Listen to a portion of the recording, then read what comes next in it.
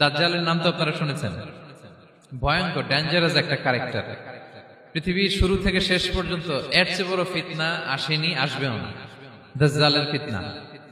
সে তার এক চোখ থাকবে, আরেক চোখ এরকম বন্ধ থাকবে, এখানে লেখা থাকবে কাফারা।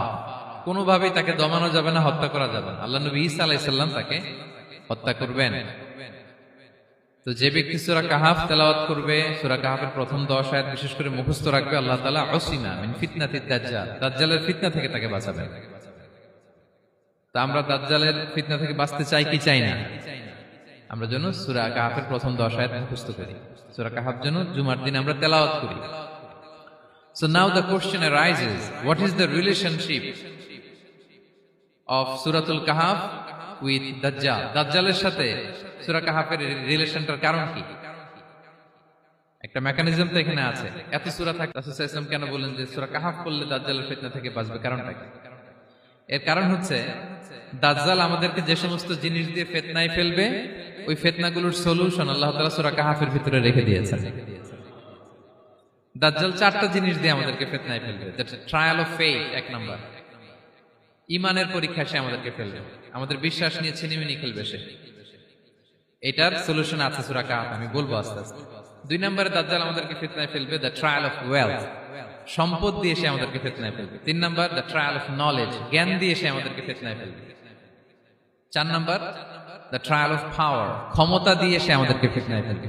দাজ্জাল 4টা জিনিস দিয়ে আমাদেরকে পরীক্ষায় ফেলবে। কয়টা? 1 হচ্ছে ঈমানি পরীক্ষা, 2 হচ্ছে সম্পদ দিয়ে পরীক্ষা, 3 হচ্ছে জ্ঞান দিয়ে পরীক্ষা, 4 হচ্ছে ক্ষমতা দিয়ে পরীক্ষা। সে ঈমানের পরীক্ষায় আমাদেরকে ফেলবে। সে এসে বলবে আমি তোমার রব, এবং এটা প্রমাণ করার জন্য যা যা দরকার আল্লাহ তাআলা তাকে সব দিবেন। সে সব করতে পারবে। সে বলবে আমি তোমার রব। যদি বিশ্বাস না হয়, তোমার বাবাকে যদি জীবিত করে বিশ্বাস করবে? অনেকে বলবে হ্যাঁ, আমার আব্বাকে জীবিত করে দেখান। তো তার বাবাকে ঠিকই সে জীবিত করে ফেলবে। আসলে শয়তান তার বাবার সূরত নিয়ে সামনে দাঁড়াবে। আরে তাই তো, এটাই তো আমার বাবা, এটাই তো আমার দাদা।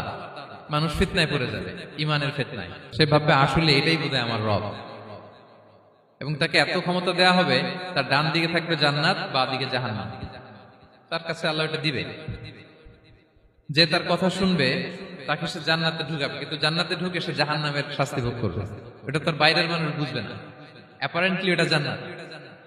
আর যে তাকে মানবে না, তাকে সে জাহান্নামে ফেলবে, কিন্তু জাহান্নামে ঢুকলেও সে জান্নাতের নাজ নেয়ামত ভোগ করবে। তাহলে এই যে ঈমানের ফিতনায় সে ফেলে দিবে আমাদেরকে। তো ঈমান কি করে বাঁচাবো, এটা সলিউশন আমি শোনাবো আপনাদের।